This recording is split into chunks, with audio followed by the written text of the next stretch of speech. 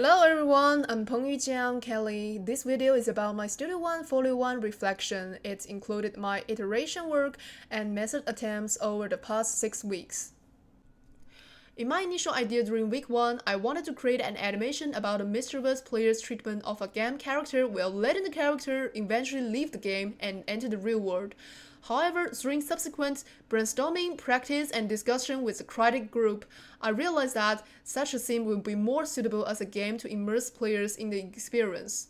Therefore, my ideas shift from creating an animation to a game, but my goal was unchanged. I still focus on breaking the fourth wall.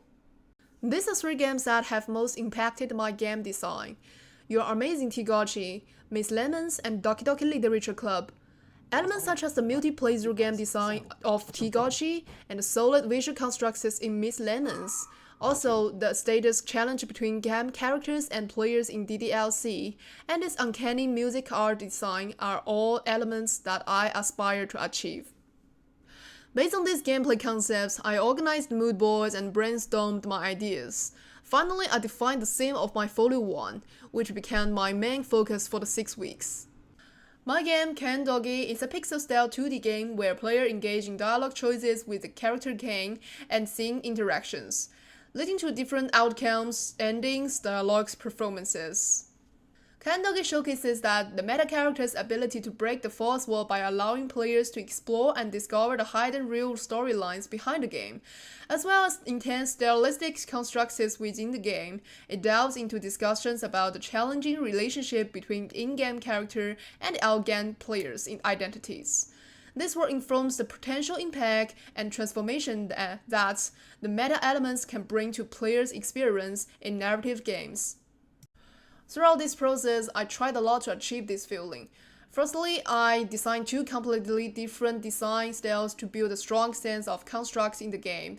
After completing my draft and basic character and environment design, I considered the choice of colors and aiming to enhance the visual impact. This results in the creation of this bloody arrow version. Additionally, I tried incorporating my eyes into it, because this human organic elements aims to amplify players' sensory experience of the uncanny valley. I plan to create an eerie animation for this in Folio 2. Designing the flowchart took me a lot of time because I needed to consider when players would have mischievous ideas, such as intentionally ignoring Kane's greetings or questioning him about the things he didn't want to disclose, and when players would autonomously interact with the environment and become the one who triggers the arrow version screen. Therefore, I incorporate many branching options that may not seem normal and ensure the regular gameplay flow worked.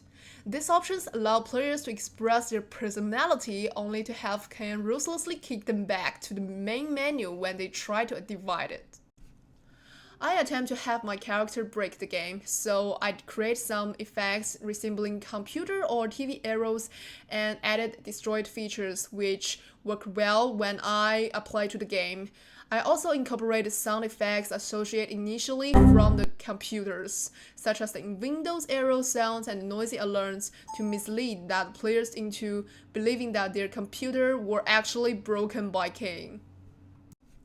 Fortunately, I found evidence supporting in a paper titled "There is no point in saving anymore." This literature discusses the principles behind the emergence of metalysis and its impact on narrative-driven games. Coconon argues that metalysis as a strategy plays a role in the power struggle between characters and their creators. Bachman concludes that actions like this represent a challenge to the player's stature as a character. This is exactly why I want to give players a feeling that the characters in this game possess the ability to challenge their power. My attempts also included learning processes for various applications. For example, like when I editing scripts, I tried using Twine for more professional and clean writing, and throughout this entire process, I continuously learning how to use the dialogue system plugin. I must admit that learning how to use the plugin was much more challenging than I had imagined. This is not only because of the limited number of tutorials, software functionality incompatibilities, differences in programming language, and many other things I still have not figured out. All of this just took me quite a long time to learn. Although I deviated literally during this process, my experience and understanding of this feature have grown, which is meaningful for my Folio 2 or future projects. The most important lesson I learned in Folio 1 is the importance of the project management, documenting, and balancing software proficiency with time constraints. Even if my weekly plans couldn't keep up with changes, a clear sheet still helped me to focus on my works. I decided to continue my current project in Folio 2, and I hope to make it a complete game demo and explore more ways to make Kane feel more real. So my next stage plan is gonna look like this. What I'm gonna do is actually adding more characters, expressions, and actions, animations to enrich the game's feelings and the feedback, and add more interactive opportunities to the environment to immerse players and let them to explore. Also creating the second playthrough storyline, the scripts of it, and perhaps also try to bring Kane onto the player's desktop, just like a desktop pet. And maybe experiment with accessing local data to make Kane call out the player's real name. So yes, I will continue to work on and experiment based on what I've learned and accomplished in Folio 1. So this is my reflection video. Thank you for listening and hope you love Puppy Kane.